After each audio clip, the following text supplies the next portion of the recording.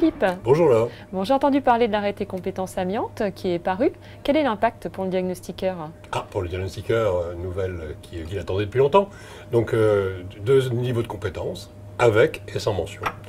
Est-ce que tu peux nous donner le périmètre des missions avec mention? Avec mention, ce sont toutes les missions que pouvait faire actuellement le diagnostiqueur. On parle du DTA, du DAPP, du repérage avant démolition, de l'évaluation de l'état de conservation. On parle également de l'examen visuel. Et toutes ces missions peuvent être exercées soit dans des bâtiments à usage d'habitation ou pour des bâtiments à usage de travail ou recevant du public. Et par déduction, j'imagine qu'on va trouver le périmètre du sans mention. Exactement. Donc en fait, de 6 missions, on va passer à 4. Et le sans mention sera réservé, si je puis dire, aux immeubles à usage d'habitation, les maisons individuelles pour le constat avant-vente, les parties communes avec leur DTA, et puis les appartements avec le DAPP. Ensuite, il y aura aussi toujours l'évaluation de l'état de conservation de la liste A, pour ces mêmes missions. Et puis une petite partie du travail, c'est-à-dire les locaux recevant moins de 300 personnes, et pour le public, les ERP de la 5e catégorie. Alors j'ai lu qu'il y avait des spécificités pour accéder à la mention. Tu peux nous en dire plus? Oui, alors, effectivement. Alors, il y a deux choses. Avec la sans mention, l'opérateur de repérage passe automatiquement avec cette certification sans mention. Il pourra aller jusqu'au bout de son cycle. Et au bout de son cycle, s'il décide d'aller vers le sans mention, 3 jours de formation. Et s'il décide d'aller vers avec mention, il aura 5 jours de formation. Par contre, ceux qui voudraient être au taquet, il va falloir anticiper une formation, 5 jours, mais que tout le monde se rassure. Si tout le monde n'est pas prêt, il y a une période transitoire de 6 mois. Donc si je résume, 3 jours sans mention, 5 jours avec mention, vous êtes prêts du côté de la formation? Écoute, tu le disais tout à l'heure, ça fait un petit moment qu'on l'attend, cet arrêté compétences amiante. Donc on est dans les starting blocks, on sera prêt.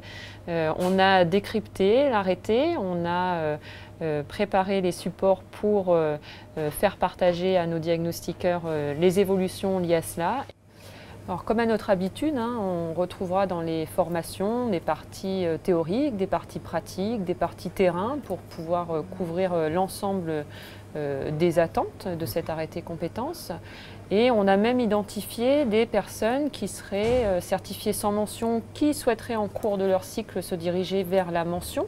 Et là, ils pourront tout à fait compléter leurs 3 premiers jours avec 2 jours de formation passerelle complémentaire pour se diriger vers la mention.